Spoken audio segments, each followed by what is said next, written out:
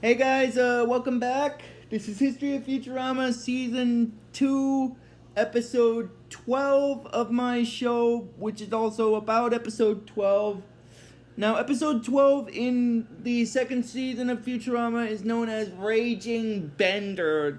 Now, before I start talking about it, I'm gonna mention one thing. It's sort of a wrestling based comedy episode in this case.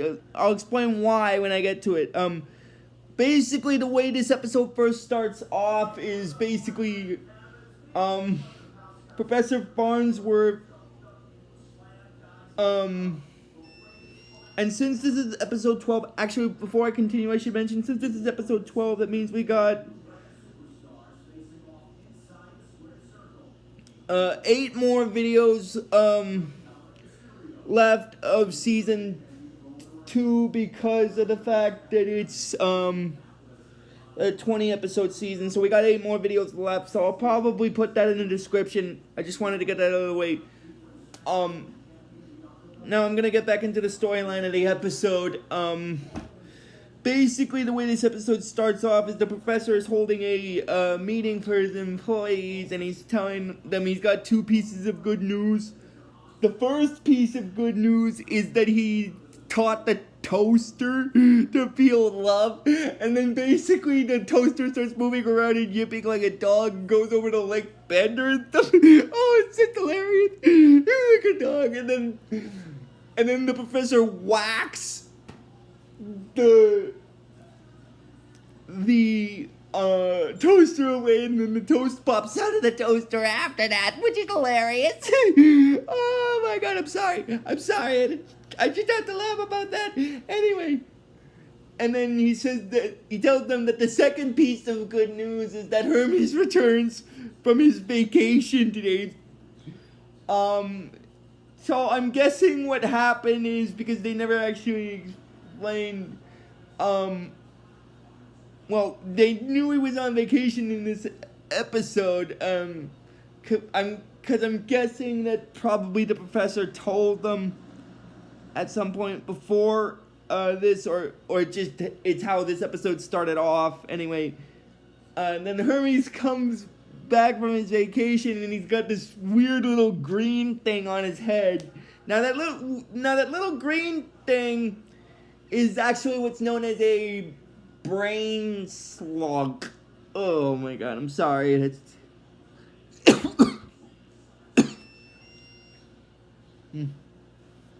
sorry about that. If you heard me cough there in the video, I apologize.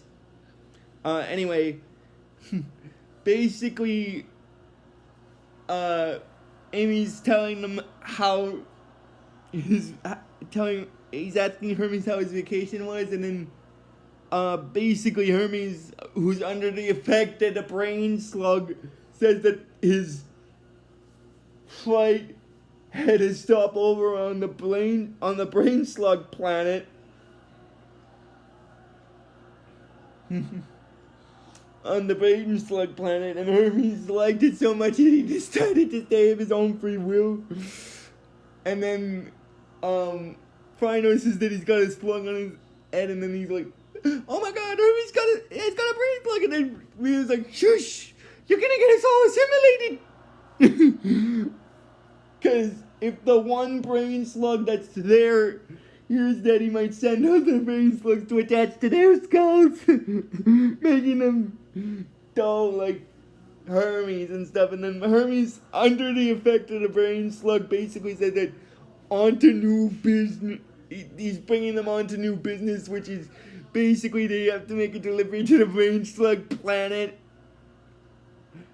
And it's not actually something they have to deliver. It's the funny thing. They don't actually have to deliver anything in this episode, but the brain slug is using Hermes to try to coerce the rest of the Planet Express crew to head to his planet so that he can have some other brain slugs attached to them. Hence the reason why he mentions that they should walk around without wearing a helmet. And then basically Farnsworth says that's a great idea, Hermes, and then he starts laughing.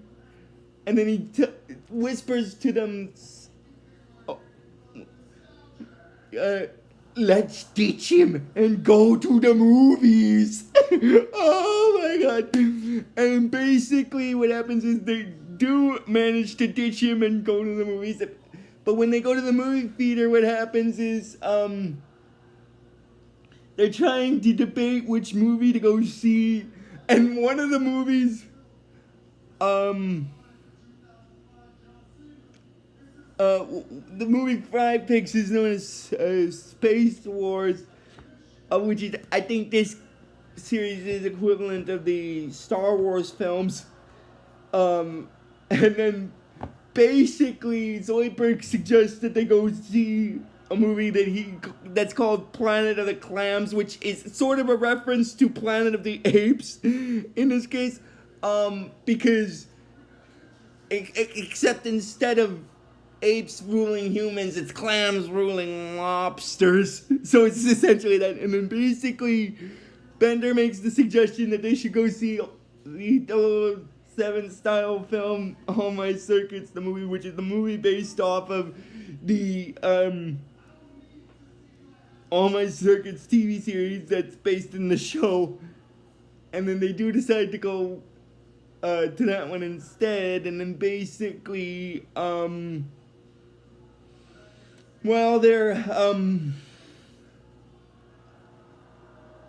at the concession stand, and Fry is ordering a small Slurm to drink, and then the robot concession worker tells him that for only 25 cents less, he could get like a super small wood. Now, basically, what the super small Slurm is it's basically just a wee little drop of Slurm placed inside like one of those wee little containers that hold, like, you know, ketchup for like dipping fries and stuff, like how a lot of restaurants do that and stuff. Anyway, and then Bender orders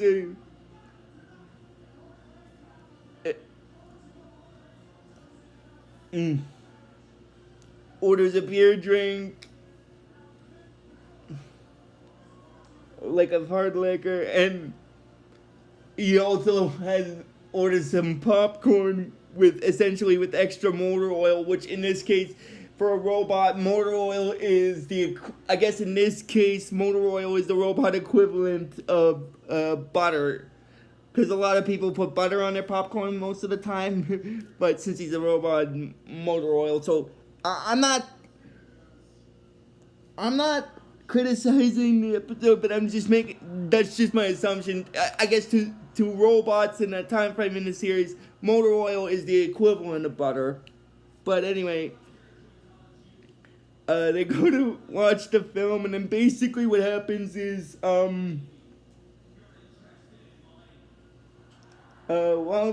before they start watching the film, they do these credit things where they show someone else who's for what's going on in the universe and stuff. And when Bender hears about the ultimate robot fighting thing showing up and the mask unit defending his championship via technical melting, he's cheering the mask unit on. But that's when these two robots show up, and they end up in the seats that are right in front of where he's sitting, so he can't see it. Now, I'm gonna explain about one of the male robot later, but I just wanted to mention that basically Bender is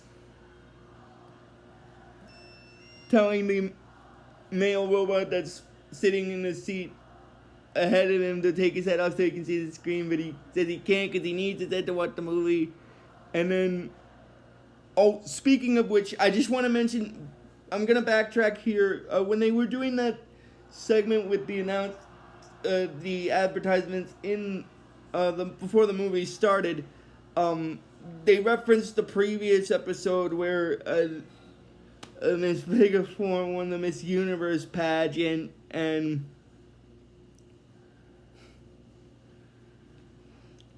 and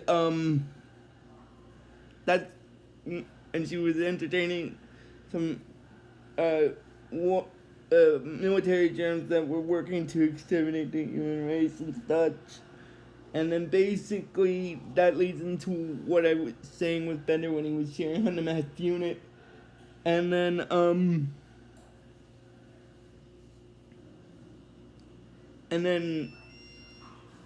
that's when those two other robots showed up, and he asked the male robot to take his head out so he could see the screen better. But he said he couldn't because he needed his head to watch the movie. But then he sort of, I guess in this case, he could kind of think of it as an insult because he told him to just ask his girlfriend robot to tell to him and like a fat thing, and then the male robot is saying that he is at the factory made her, and then Bender says that they should have stopped making her halfway through, and then basically, that's when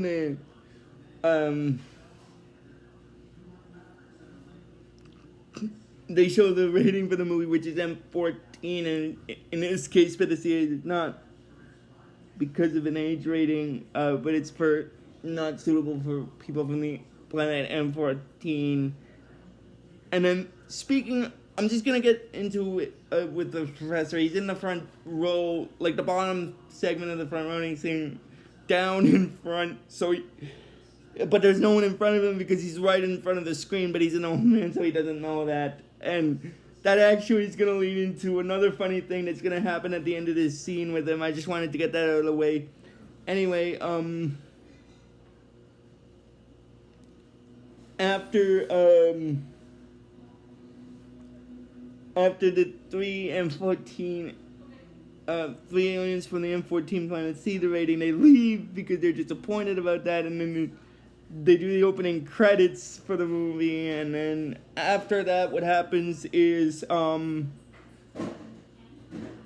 the movie starts, and then basically, Calculon is in the movie is doing some paperwork, and then that's when his phone rings, and then the female robot tells him that he's gotta come downtown because a fight's broken out, and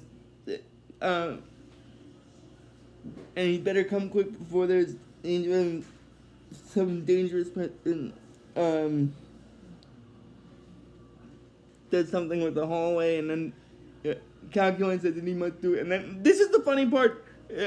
I'm not sure if this is actually going to happen in the future at any time and point, but when they apparently in the series though, when they go to the movie theater, the movie seats have these buttons thing to it, and the announcer thing on like a voiceover thing tells the audience to basically if they want Calculon to go to the laser battle in his Hummer Ferrari, press 1.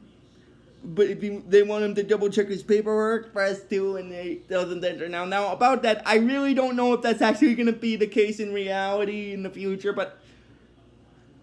but hopefully, although given the circumstances of what we're going through right now, it doesn't seem like at the point. But I do think movie theaters are. I hate to be backtracking here, but I just thought I'd mention this since I brought it up. I do think we'll be able to go back to normal movie theaters pretty soon, hopefully. I'm sorry if I got off topic with that. I just wanted to mention about the movie theater thing since I brought that segment of the episode up. But anyway, getting back into what I was saying, Fry presses the 1 button on his chair, and then the automated voice says, "You have pressed 2." And then Fry's like, "No, I didn't." And then the automated voice thing is like, "I'm almost certain you did." Oh my god, I'm sorry. So basically in the movie what happens is Calculon is still filing his papers because of the chair's misinterpretation of Fry pressing the 1 button as pressing the 2 button. And then basically Bender starts kicking the seat of the robot that he's sitting in front of, and then the guy whose seat he's kicking is telling them "Pardon me, sir, but you seem to be repeatedly kicking my seat." And then Bender annoyingly sort of repeats what he's saying, and then after the robot hears that, he's like, "Yes, that's the gist of what I said. Would you mind?" And then he says, "Sure thing, buddy." And then basically he continues kicking it, and then basically the robot is like, "Sir," and then he throws a popcorn with motor oil at his face, and then he's like, "That's it, sir! I challenge you to fisticuffs!" And then they start, and then basically Bender starts laughing, and the male robot that he was in front of starts transforming, and then Bender's like, oh crap. And then basically the robot he's fighting chases him, and then basically after he chases him, the robot, after he turns shine, is like, "I'm gonna open a pile of whoop ass on you." And then just as Bender's cowering from the robot, the robot slips on the motor oil popcorn that was on the floor. I don't know if that was his. I think it was, because but I'm not really 100% sure. But anyway, and then the green robot gets knocked out, and then basically what happens is, Leela gets shocked because she decides to tell Bender did he know who that robot was? And apparently it was the same robot. It was the masked unit ultimate robot fighting robot that was shown in This Week in the Universe segment of the advertisements for the movie at the movie theater. And then when the theater people see that, one of the guys was like, "Cripes, the masked unit, you knocked him out cold!" And then basically that's when this man in a suit shows up, and he offers Bender a job at the as a part of the Ultimate Robot Fighting League, or I guess you could call it the URFL. So it's like a wrestling promotion for like robots, basically. And then and then Bender basically agrees to it after the commissioner tells him that he's a connoisseur of guys jerks who fights in movie theaters, and he was the jerkiest one he could have seen. Now I'm gonna make another mental point about that character. That character will also show up later on in the series as well. I believe it's in one of the later seasons. Only I don't know if it's in the next season or the season after it, but I do know that in this case the episode that he shows up in again doesn't have to do with Bender, but it has to do with Leela. I just thought I'd bring that up. And then after Bender decides to do it, in the next scene, what happens is he's ecstatic about joining the Robot Fighting League, and there's a float about Sting, like an automated stinging machine. And then basically, what happens is the others are trying to basically convince him not to join the Ultimate Robot Fighting League because it's the most dangerous form of sport in the galaxy. Basically, the professor tells Bender that there are no rules. 2 robots enter, 1 robot leaves, and then afterward, the other robot leaves after being declared the victor. And then basically, Bender's wondering why that's such a bad thing, and then he doesn't see the danger in it, and then the professor mentions that, "Oh, did I forget to mention the crippling pain?" "Oh, yes, I'm sure I did." So, because he's old, he forgot to mention it, but he mentions about the crippling pain now. And when Bender hears that, he decides to opt out of joining the Robot Fighting League, but because of Leela, he joins back in. Now, the reason is because of Leela's past. She tells him a story from her past when she was growing up at the orphanarium, and then when Zoidberg hears that, he's like, "Ugh, again with the orphanarium." Oh my god, I'm sorry, that's hilarious. Basically, the story of this flashback in this case with Leela has to do with when she was growing up in the orphanarium, she got picked on a lot. I'm guessing probably because of the fact of her having one eye and stuff. And her only outlet was basically this form of kung fu known as Arcturian kung fu. And then basically in the flashback, she kicks these two male kids down, and then after that, the teacher, which is the guy named Fnog, basically said that the one's named Bill and Keith will go to the junior championships, and then he asked Bill to congratulate Keith when he regains consciousness, but Leela said that he could beat them and stuff, so she should be the one to go, and then basically Fnog said that she can't because she's a girl, and apparently to him, girls lack the will of the warrior and stuff, and that the best they have is the will of a school marm or a housewife, which is stupid in this case, because it's actually really ignorant is what I think, but that's just my personal opinion. And then after that, they Snog and teases Leela about being a girl again, because he mentions that when she plans to fight him, he said that he has the will.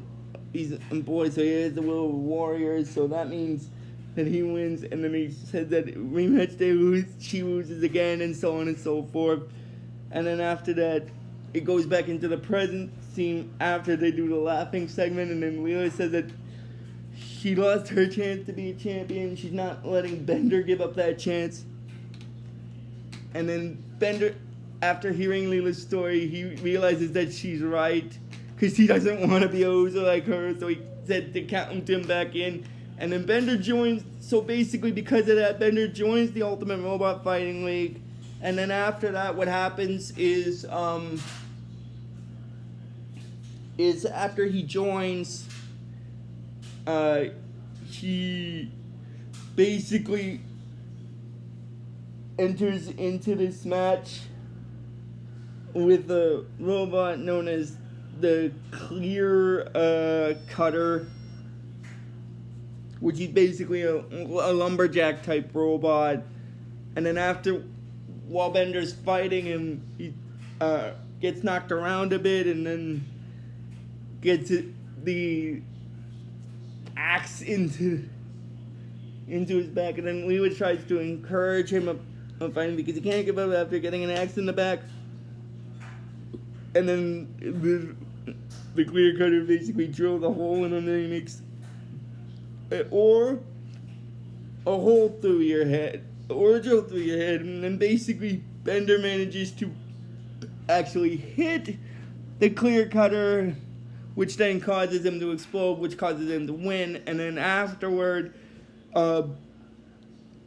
after Bender wins the match, and the commissioner of the Ultimate Robot Fighting League congratulates him, Bender thinks that he killed someone. He's happy about that, but then the robot he was fighting shows back up, and he says, "Hey, Ronson," and he says, "Hey" to Bender, and then Bender wonders that he's not dead. And then that's when the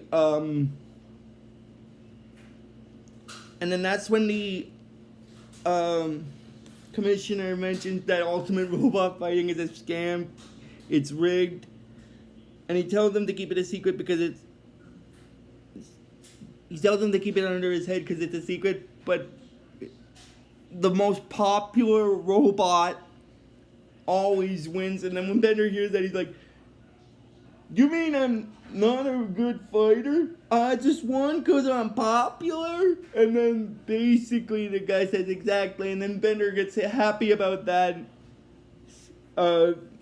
Not because he's a good fighter, but he's won the match because he's popular. So in a sense, to him, that's a win. And then it does this montage, where he fights some other robots, and the first time he fights one of those robots, he has a new persona known as the Bender the Offender, which is, I think, homage to the fact that Bender sometimes causes crimes and stuff.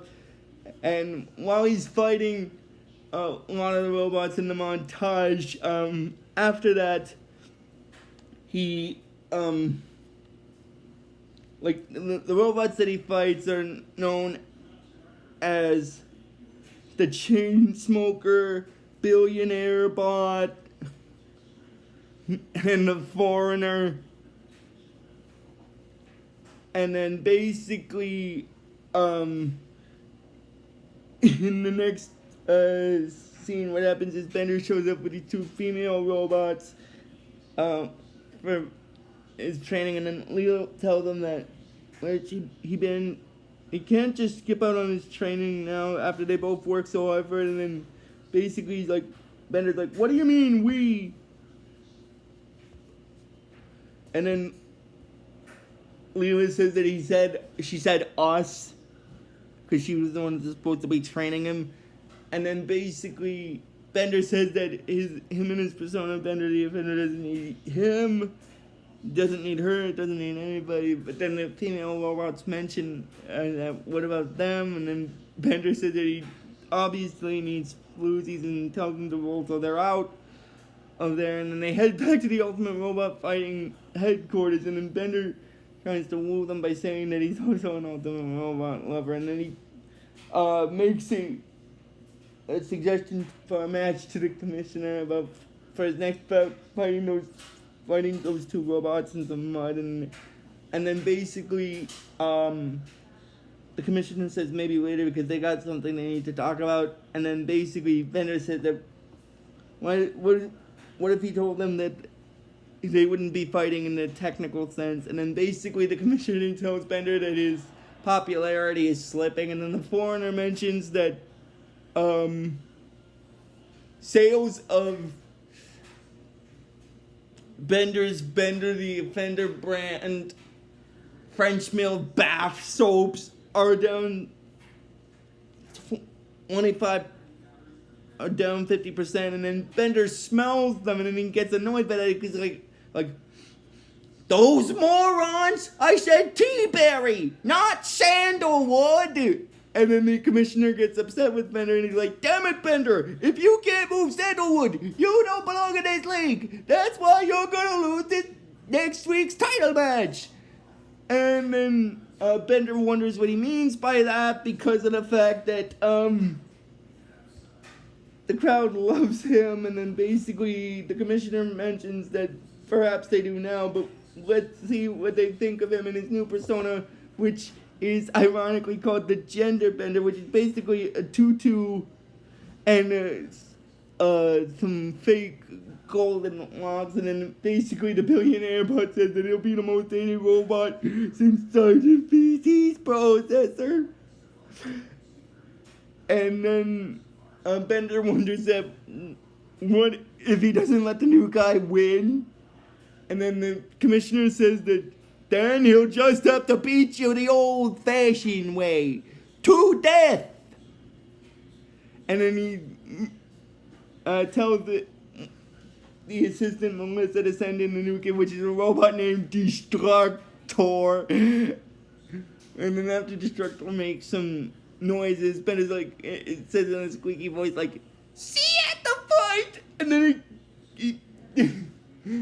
he takes the tutu and the get up with him, and then he tells the rest of the Planet Express crew the story after he gets back, and then he's like, so then it was like, see you at the fight, and that's the story.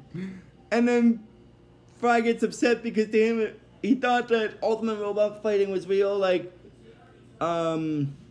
wrestling, but it turns out it's fixed, like boxing and stuff.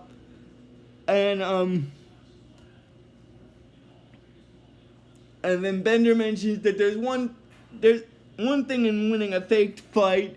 There's dignity in that, but to lose, and in that atrocity of a tutu and golden locks, and then basically he tries to get Leela to train him so that he doesn't lose, and then basically what happens is she declines to do it because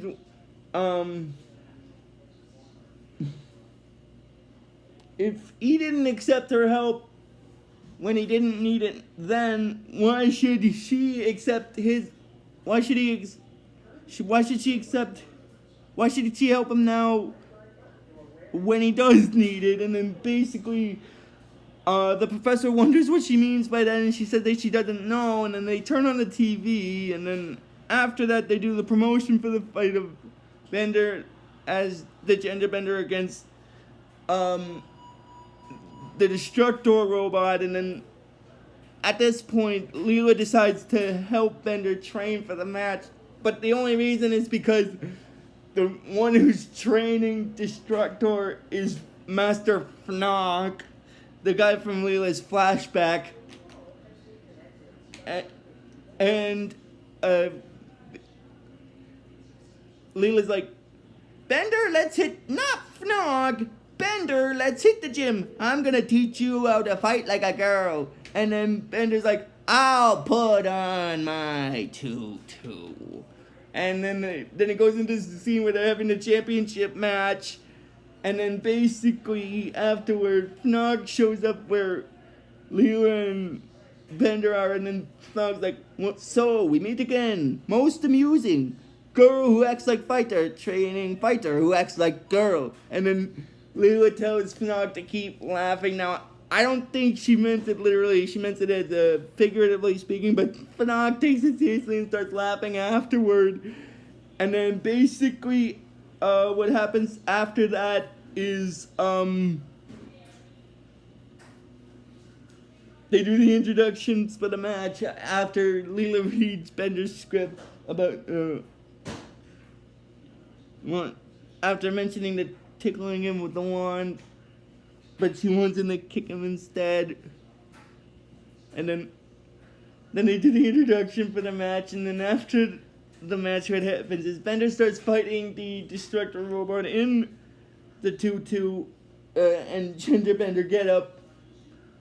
But after a little bit, he takes the get up off and starts fighting the robot normally. But what happens is then the Destructor robot starts beating on Bender a lot, and then Bender's trying to have Fry throw in the towel, but it doesn't work because Fry's got a brain slug attached to him. And then after Destructor wails on Bender with a punch where it goes in slow motion and breaks his teeth, Leela is telling Fnog that that's enough. He's telling her to call Destructor off, and then she notices that a radio receiver on the match, and then she goes underneath the ring, and then basically what's happening is Fnog is basically controlling Destructor by using a motion controlled bodysuit, and then when Leela finds that out, she tells him that he didn't train Destructor, he's just using him like a puppet, and then he's just like, I mean, cheating in a fake fight, that's low. And then basically what happens is Fnog mentions about it's better than being a girl like her, she's a girl, and then basically he says that, all right, girls like the will of the warrior. And then they start fighting, and then basically Bender sees that Destructor is conflicted, so he basically says, huh? It's Bendering time! And he starts fighting him, and then Destructor manages to wail on him a bit because he's being controlled by Fnog, who's fighting Leela at this point. And then basically, when Bender gets wailed on by Destructor, he's like, I think you misunderstood the concept of Bendering time. And then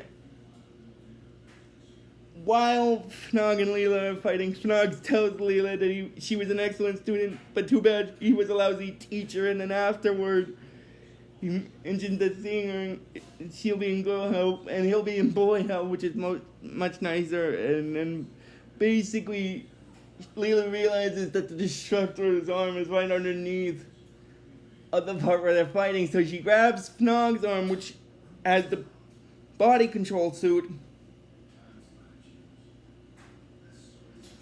and then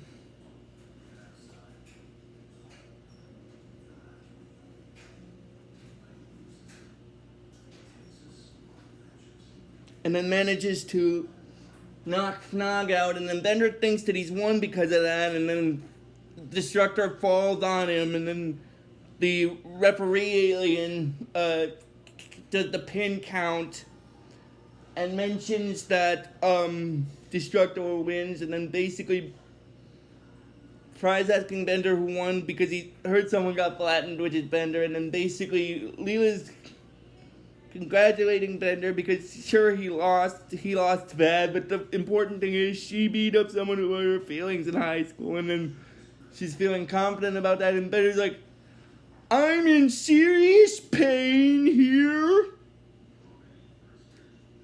And then the commissioner gives him this card for half off at Bed Bath & Beyond, and then basically Bender gets happy about that, and he's like, yes, I'm the greatest. And then they take Bender away after that, and then that's basically where this episode stops. So if you guys like this video when I post it, just please give this video the real best you guys can. And I will see you guys next time for the next week for the next part. But until then, guys, like I always tell you with this series, fun on the bun!